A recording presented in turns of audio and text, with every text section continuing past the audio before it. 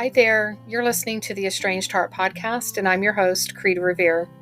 Welcome back to our returning listeners, and if this is your first time here, thank you for selecting this podcast to listen to.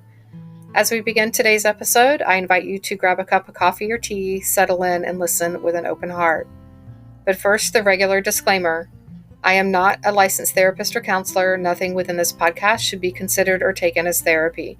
If you are in need of therapeutic support such as counseling, please seek out a therapist near you.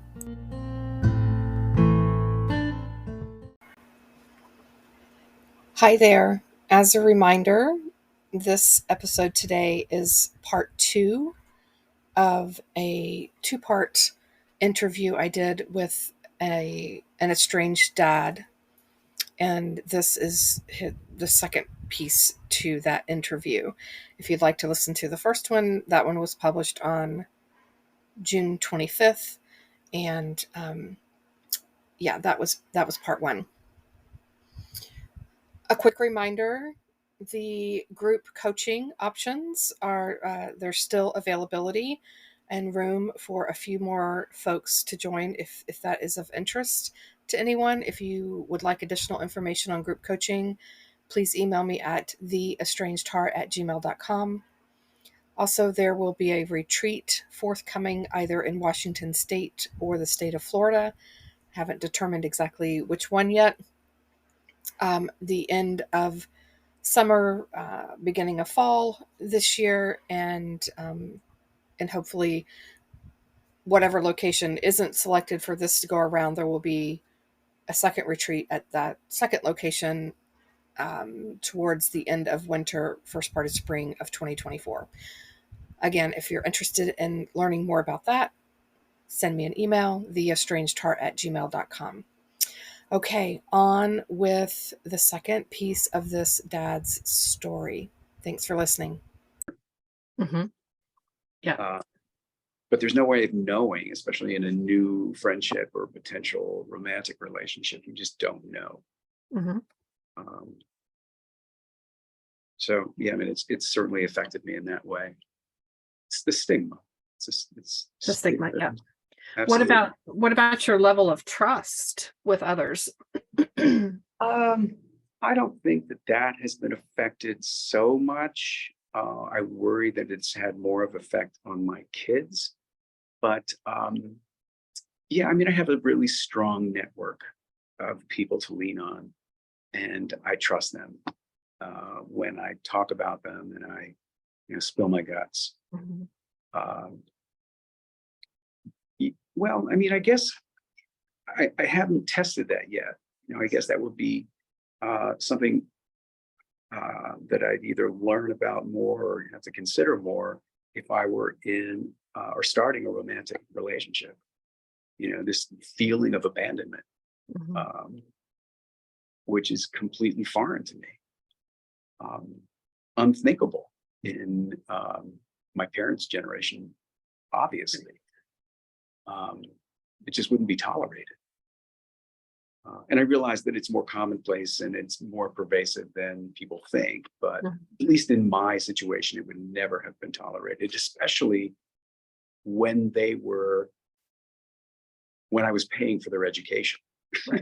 Right. Yeah, I mean, so yes and no with friends, new friends. I think it's easier than with a potential partner, but again, I haven't tested that out yet, so I'm not really sure. Well, that'll be interesting to see for you. Yeah. how that does go. I do find that myself included, a lot of people have a lot of trust issues, and because there's the fear of abandonment, there's the fear of you're going to walk away, there's nobody stays. Like if as parents, I think most of us feel the same thing. Everybody else in the world can leave us, but our kids are going to be there, right? Everyone else can leave and relationships can end and things like that. But this one, your parents will pass away, but there's one consistent relationship or with our children. Yeah. And when that goes away, And then we're left with this, oh my gosh, no one Yeah. stays. You know, that's where I was. I was like, oh my God, if my kids leave me, then there is no one. I can count on no one. There's no one Yeah. that is going to be there for me in my time of need. Yeah. So I think that it's a and I'm not advocating that that parents rely on their children for Sure. companionship and things like that, but I do think that there's this piece of, my goodness, I've spent this lifetime dedicated to you, and I had hoped that our relationship would withstand the test of time Yeah. with whatever may come, that we would, always, we may not always agree, and may not always be, lovey-dovey, but we'll find our way back to one another, Yeah. kind of thing. So, and when that doesn't happen, it tends to, and I know for moms especially, it really tends to wreak havoc on the ability to trust, and the Yeah. ability to move forward. Yeah. Other I could see relationships. that for sure. Mm-hmm. Yeah, it's a big thing. So you mentioned you worry about this for your kids and relationships for them and things like that. Tell me more about that. Well, I mean, I think primarily has to do with conflict resolution. Yeah. I think that they're being modeled really, really terrible coping skills in terms of how do adults face um, disagreements, conflict, whatever, and how do they move past it, Mm-hmm. and teaching them the lesson of there's this thing that's I need to address, but I'm just not going to. It's a radical, I think, emotionally violent decision. But it's what they know. It's what they see. Mm-hmm. Yeah, I mean, I just think that it's that. It's I think it's an odd. I know I'm no expert on attachment, but it seems to me that they have this this maybe odd relationship with their mom, and that they've made the decision, one, when he was quite young, that their mom needed to be protected. Mm. So I worry about that. Let me ask you something. In the literature, they say that parental alienation, one of the effects it can have on children is that they are more likely to be alienated from their kids. And I know that you experienced both. What was your fear at the different times, in different situations? Yeah, so I did not experience alienation. My kids, I mean, I was a single parent for most of their growing up years, and their fathers were not involved. But so here's the thing. Estrangement and alienation, both of those things, Yeah. tend to run in families, whether it's and what I generally see is it's not necessarily the kids and parents. It's, oh, I always wondered why we never saw Aunt Nancy. She never was around in our lives. Yeah. Like, so there's, in some form or fashion, this plays out generation after generation after generation. And I think it's in part what you're talking about is we do not I did not teach my children healthy conflict resolution skills. I don't think that that's something, it wasn't taught to me as when I was growing up. It's just something that we do not teach. And in the world today that our kids are in, there's this there is this, the immediacy, got to have an answer and resolution right this second. And if it doesn't happen, then off I go. I'm onto something different. Yeah. And moving forward, right? Yeah. There's no ability, and I don't want to say willingness, because I think that there are other things that come into play. Yeah. With things that are hidden behind the scenes. I talk about that a lot on the podcast. But there are there are other things that are happening. And so it's what we live out what we know. Yeah. Right. Right. So if we've not been taught how to sit down and engage in a really difficult conversation with someone, Yep. it's hard to, on one hand, it's hard to expect that from people we're in relationship with. Yet at the same time, we're like, oh my God, you're my kid. You've got to sit down and talk to me. Yeah. This, Right. what do you mean you won't talk to me thing? Right. Yeah. Right. So but it is, again, I see it generation after generation. And, when there's estrangement with us and our kids have kids. So my oldest one had children when our estrangement happened. And, the grandkids were like, where's Gigi? Wow. And so they grow up with this knowing that at some point in their life, Gigi, she was there and then she wasn't there and now she's here, kind of thing. And so they live with this. And then because maybe that wasn't such a big deal in their world, then they go on to have children and they're like, okay, so this isn't a huge thing. Yeah. Does that make sense? Yeah, absolutely. Yeah. Yeah. So I do think that the patterns repeat, but I don't think that it's done with intention. I don't think that, and I certainly don't think that our children think about that. Sure. I didn't think about it. I was estranged from my mom when I was a young adult. Yeah. And I certainly didn't think, oh my gosh, what happens if this happens to me?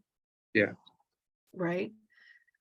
So I think that, the whole conflict resolution is huge. And I think if we think about all of our other relationships in life, do we have healthy conflict resolution skills with those relationships? Yeah. Right. I would, as another factor in all of this is, and you asked me about trust. They're young people who are just starting out who have, just learning how to create relationships with friends or romantic partners. And, their concept of attachment where somebody's suddenly gone has got to be, it has to affect them in a negative way. Yes. Yeah. It has, they don't recognize it, but it does. Sure. Right. Especially the younger they are. Right. Exactly. Yeah. Along those lines, I would add that I think that, most of us would look back on when they're, say, in their 40s, would look back on decisions we made when we were 15, 16, 25 and we cringe. Right. Right.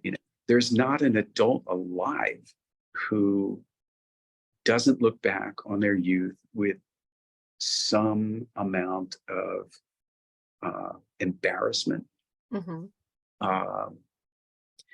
But I think the problem, especially with my younger son, is that he made this decision when he was 14 years old. He was not emotionally equipped. Correct. To talk about, or to even address it. It was just too painful and too chaotic. And I think that at that age, it becomes more difficult, at least for a long while, for a kid to recognize, hey, this was a terrible decision. And that's really a shame. I think, you would know more about this than me, but again, it's the younger they are, when this happens, if they're still 10 years away from the maturity, needed to make nuanced decisions and compare, not think of things in black and white. Certainly I was like that. I didn't, when you're pulling away from your parents. Um, Mhm. you know, whatever I decided at whatever age Right. was a good decision. And or maybe even they realize that it was a bad decision, but they don't know how to reflect on it. Mhm. And they And don't know how to come back. And yeah, that is what I find yeah, the majority of time when I talk with estranged adult children, of all ages. yeah, When I talk to them, many of them say, it's gone on for, 8 years. Where do I even begin? Where do I don't know where to begin. And so I asked them, I'm like, what about just reaching out and picking up the phone and calling? And they're like, how do you even start a conversation after 8 years of silence? yeah, Like they truly would rather sit in the place where they're at yeah, and to venture into this unknown place yeah, that requires immense vulnerability yeah, because they're the ones who cut it off. And now they're like, even if they're like, oh my God, this was the worst decision of my life and I have so much regret and all of these things, they're like, how I don't know, I don't know how to bridge this. I yeah, don't know where that bridge is at. And yeah. that is, in my opinion, I think that is what stops many of them. I agree. I agree. And I'll give you an example. My mother died of COVID, Mm, and it was horrible. And at least my oldest son reached out to express his condolences. My younger kid did not acknowledge it. mm, And uh, in line with what you were just saying, how do you come back from that? yeah. You've made this decision that you need to stick by because you've dug your heels in. Um, and it just eventually they have to commit to it to the degree that they won't or they didn't, or at least my younger son didn't acknowledge his grandmother's death. Yeah. It's horrifying. Yeah. And I think that if it were me, I wouldn't know how to try to come back from that. Hmm. Yeah. And that's where a lot of parents and kids can get stuck. Parents for holding the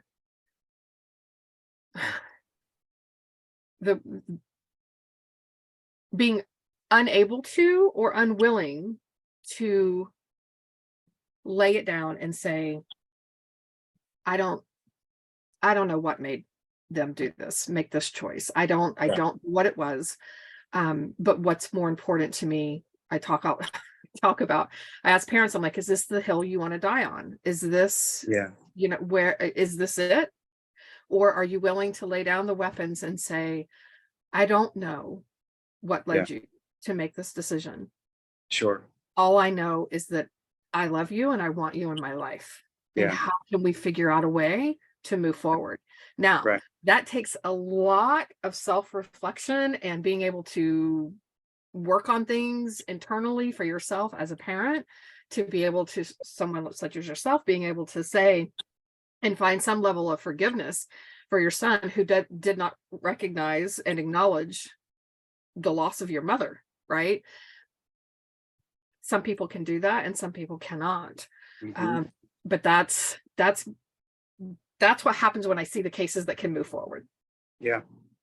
is that Yeah. we have to get to a place, and I had to do the same. I had to get to a place where I was okay with letting the past be the past and not Sure. holding the grudge and but you owe me an explanation, you owe me an apology, I had to let all of that go Sure. and Yeah. say, this is what was most important to me, was I want this relationship moving forward. Yeah. So what do I need to do to get there? Right. I mean, I think that in my case, I can forgive, um, you know, their trespasses. Mhm. Um, I think that if I were their age and being as emotionally mature as my younger son in particular is or was, um, maybe he made the decision that he thought was right based on how he could process it. So, I mean, I have empathy for that. Yeah. It's horrible. And personally, for me, relative to my parents, and that's a generational thing, I would be, you know, I'm not sure how that would play out, but, I'm certainly willing. And I think that I've tried to do that, just not play the blame game, even though, I have these angry conversations with no one about this. I harbor a lot, in addition to the hurt, a lot of anger. Mm-hmm. But I realize that that's not you can't come out this with guns blazing. Yeah, it's not going to work. And that anger is serving a purpose in your life, right?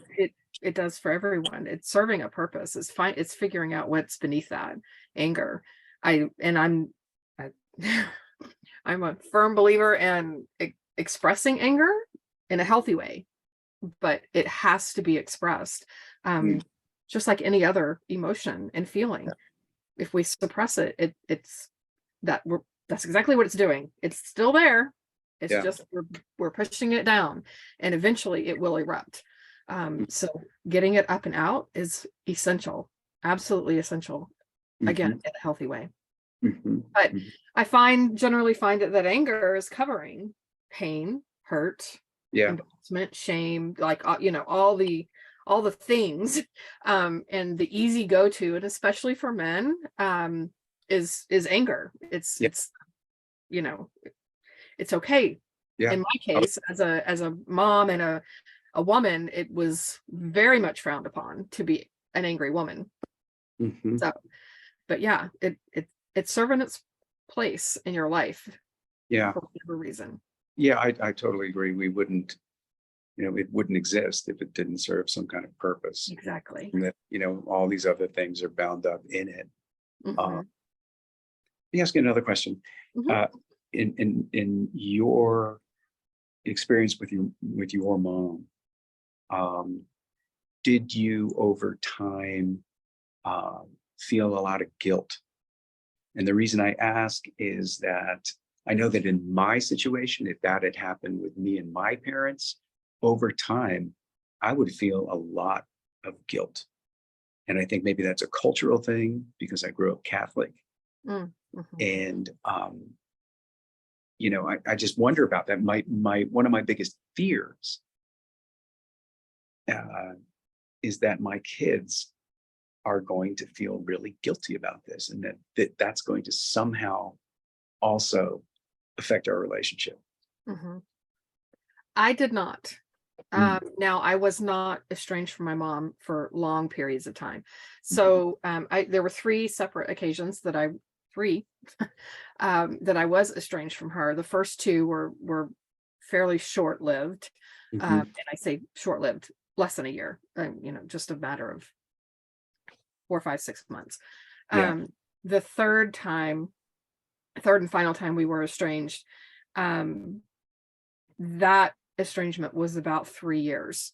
And that lasted, it was in part because of other family dynamics that occurred. And it was very much I have one sibling, and my mom sided with my sister, my dad sided with me, and it just really put the family right down the center.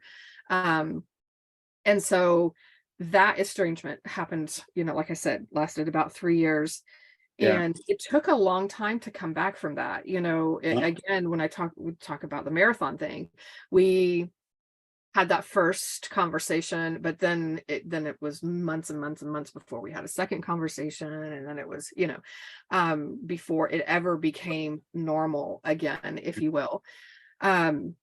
So I did not have guilt over that, but I think in large part, it was because of the circumstances that led to the estrangement. Okay. So, which were very, very, very different than anything what you're experiencing, kind of thing. So In the case of the third estrangement, compared with the first two, did you feel like your parents just weren't getting it? They were not recognizing your feelings, or totally. I was completely and utterly furious with my Mhm. mother about Yeah. not recognizing what I was experiencing. Yeah, Absolutely. And there's still a level of that today in our relationship. I just have, garnered enough wisdom over time to recognize I don't have to cut her off. I can still right, have a relationship, but it's not as close as I would like for it to be, kind of right. thing. Hmm. But that's that maturity and life Right. experience. Exactly. They haven't had romantic relationships that require a little bit more Right. granular thinking. Hmm. Um, that's interesting. Yeah. Yeah. Yeah. All I really wanted, and I hear this from estranged adult kids all the time, is I just want them to acknowledge how I felt. Yeah. Right. And they don't want to hear, and I did not want to hear justification, defending. I was like, I don't want to hear Yeah. this was like for you. I don't want to hear it, because what it was like for me was way more than I could deal with. And I Yeah. need you to acknowledge that piece of it, right? Yeah. Yeah. So and that's what I hear for most of the kids, Right. kind of Right. thing. Now again, I'm talking about kids generally that there's not been an alienation piece to Uh-huh. this, because Okay. that does add a layer that complicates things tremendously. As you said, they were super young when this all came about, right? And did not have the maturity and the wherewithal to know how to think and process and see things in shades of gray as opposed to black and white. Right. I think along those lines, and my the development of how I feel about this is, and my role in it is that, I met fire with fire Mhm. when this first happened. And, I was accused uh, in a really, really hateful email. His chief complaint was that I was uh, treating his mother like crap, Mm. which is demonstrably untrue. At least, another point of view could be made. Right. But I reacted point by point in Mhm. a really angry way. And I think that just made things worse. Yeah. Yeah. I always advise parents, especially with young adult children, to, as difficult as it is to give it time. They have to have some maturity. They have to have some life experience. They have to experience some things in their life where someone might treat them a little Right. less than Right. um Exactly. being kind of thing, Mhm. to be able to sit back and go, huh, Yeah. wonder, did dad feel this way? Did mom feel this, Yeah. kind of thing. Yep. And I generally will see them tend to come around Mhm. again with some time. But as you said, I mean, this has been a long time for you already. And you're Yeah. like, my gosh, how much longer do I have to wait? Right? Right. Yeah. Um, and things are, well, I don't know that things are better. I have no reason to think they're better. Um, you know, I'm based on the fact that my younger son went no contact, and my older son, despite the fact that it seems like he's conflicted about all of this, is not willing to, at this point, engage Hmm. and have those kind of difficult conversations. Um, but yeah, Do you think that there might be from his perspective, that there might be a piece of this that is, if I talk to dad, Mhm. I'm betraying my brother. Oh, for sure. Yeah. For sure. Oh, absolutely true. And that happened, Okay. uh, early on in all of this before, when he and I were still on good terms, and he, as expected, felt trapped, caught in the middle. Yeah. And I know he asked me early on not to talk to my ex-wife about it, which I thought was weird. And then I did. Mm. I said, look, I need to know. This is affecting my relationship with my children. And wow, that did not go down well. Yeah. So, absolutely, I feel like um, any attempt to engage with me or show me consideration is a betrayal, Yeah. stated or not stated. Right. Absolutely, for sure. Yeah. Yeah. And that makes it even, that just adds another layer to the complication Yep. and being able to sit down and have a conversation about this. Yep. You know, not to say that I'm never a fan of just letting go and not having any hope left. Yeah. I just, my heart won't allow that. Mhm. But I think there's value in keeping the little flicker of hope Yeah, alive. I would agree.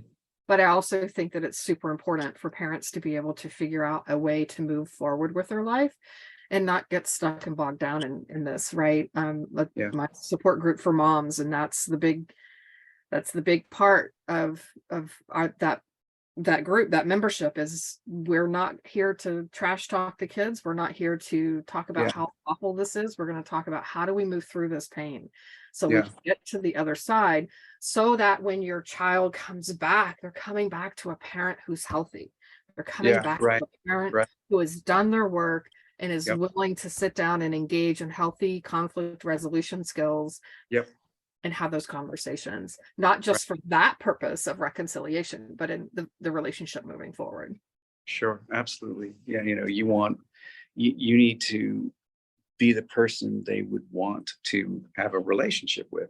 Exactly. Because if they, I have been told this, but I don't need to be told this, that, if I were to appear broken, Mhm. um, who wants to be around that? Because then they feel like they need to take care of me. Exactly. And that's a big problem. Mhm. You know, Yeah, like that's added they're burden. they're responsible for me moving on from this, which I realize can't happen. Yeah. So yeah, it's really, really hard. And it gets harder. Mhm. The pain gets harder. But I you need to find ways. And if anything, the concept of mindfulness and radical acceptance is the thing that gives me comforts me the most, in that I can't do anything about this at this moment. I've tried um according to the boundaries they've set, Mhm.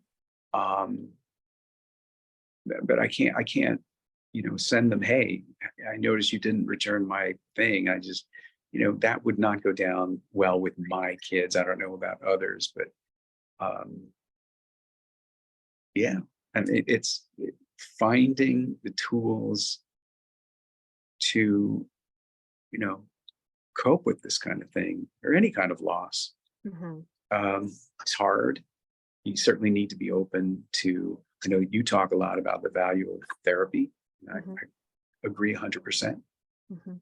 um, that's one tool.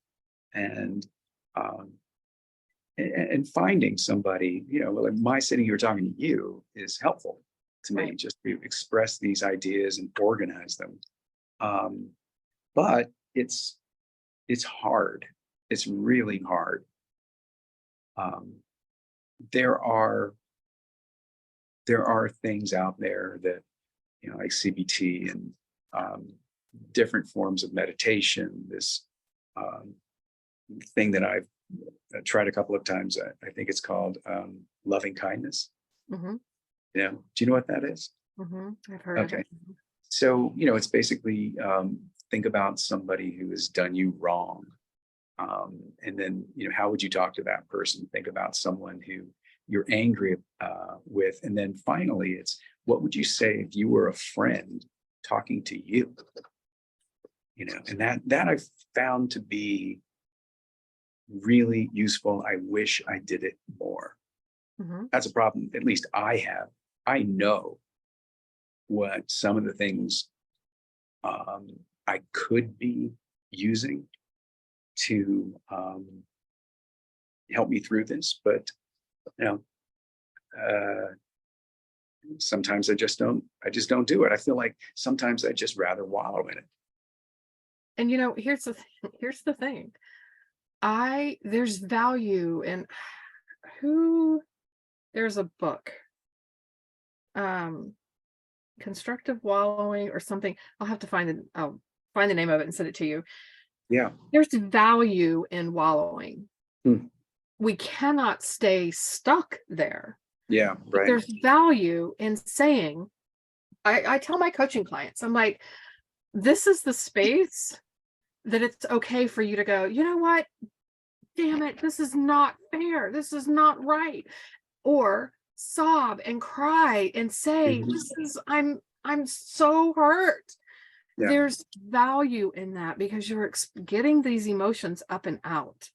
Yeah. And I tend to find, at least with my clients and my own personal experience, when we can get those emotions up and out, Mhm. and have them witnessed, there seems to be there's this magic thing that happens when someone's holding the space for you to Yeah, do this, for sure. right? Yeah. As opposed to you doing it on your own. Right. And when someone can hold that space for you to have your wallowing moments, Yeah. all of a sudden, over time, things get a little less. You begin to notice, oh, I'm not wallowing as much as I Yeah. just, Yeah. Right. because it's been given attention. Yeah. It's been noticed. I'm sorry, I cut you off. It's been noticed. It's been Yeah. acknowledged. It's like, you know, it's like like I talk, your emotions are like kids, right? And you're like, will you just go do something else? I'm Sure. busy right now. And they Yeah. come back and they come back and they come back until you stop what you're doing and you turn around and you say, what do you need? Let's talk about Interesting. this. You know, It's a great your analogy. emotions are the same way. Yeah. For me, something that happens, and sometimes I induce is you know, maybe once in a month I just cry, Mm-hmm. and I have found that resets my nervous system, Yes. and I feel much better. It might be for a minute, Mm-hmm. and you know, Beautiful. and you know, I can't help but saying, you know, I really miss my kids. Yeah. Yeah. And sometimes when I'm feeling, when this is piling up, like I said, there are ways, and in my case, there's a song that when I listen to it, it would you know, make me weepy under any circumstance, but in this circumstance, I know it will, you know, start the waterworks, Mm-hmm. and it's useful. Yeah. I just can't do it when I'm driving. Yeah. Yeah. Totally. Yes. Oh, but how, I mean, oh my gosh, I want to hug you. That's so, seriously, it is so beautiful when I hear, especially a man talking about expressing their feelings through tears. I have so many moms that are like, I'm so sorry, I'm crying. I'm like, oh my gosh, Yeah. tears are welcomed here. This is, it's a cleansing. Our tears Yeah. there's a purpose. There's a reason. Yeah. Like with our Yeah. emotions, there's a reason we have tears. Yes. Cleanse, and you do feel lighter. You do Yeah. feel lighter when you, Yeah. because you're also acknowledging to your system, to your heart, you're acknowledging, I miss my kids. I Yeah. miss my kids. Yeah. You know, it's human nature. Yeah. You're a human. You want to have and be able to express those emotions. So yeah. Yeah. Yeah. And going back to what you just said about, the analogy you used about a kid coming up to you when you're busy, and it's very much like that. I mean, that's what these episodes of crying do. You finally acknowledge something that is weighing on your unconscious, and I can feel it piling up, and every 3 or 4 weeks I'm like, I need to cry. Yeah. Because I Yeah. just feel better. I instantly feel better. And you're right. You talked about this in your podcast, that it serves a purpose. It's there for a reason. It's part of our adaptation. Exactly. Yeah. So Beautiful. Not beautiful that you're having to experience it for the reasons that you're experiencing it, Yeah. but beautiful that you're able to express it, yeah. and get it out, from building up within. Thank you. Yeah, absolutely. Absolutely. Oh my gosh, this has been fabulous. I am going to stop recording here.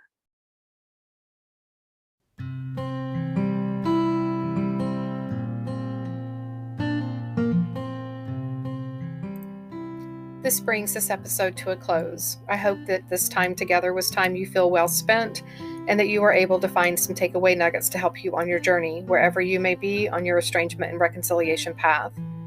If you feel you've received something helpful or positive from this podcast, please consider following us, sharing this podcast with others, leaving a positive review, perhaps entertaining becoming a guest on our show, or following us on social media, on Instagram, Facebook, and TikTok under the same name, The Estranged Heart.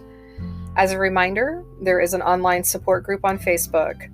If you are a estranged mom who identifies as being spiritual and approaches estrangement with a sense of curiosity rather than blame and judgment, and desire to do inner self-work and reflection, please seek us out. We can be found at facebook.com/Estranged Mothers Support Group. And lastly, if you are an estranged parent or an estranged adult child and would like to have your story shared on the podcast, anonymously or not, please reach out to me via email at theestrangedheart@gmail.com.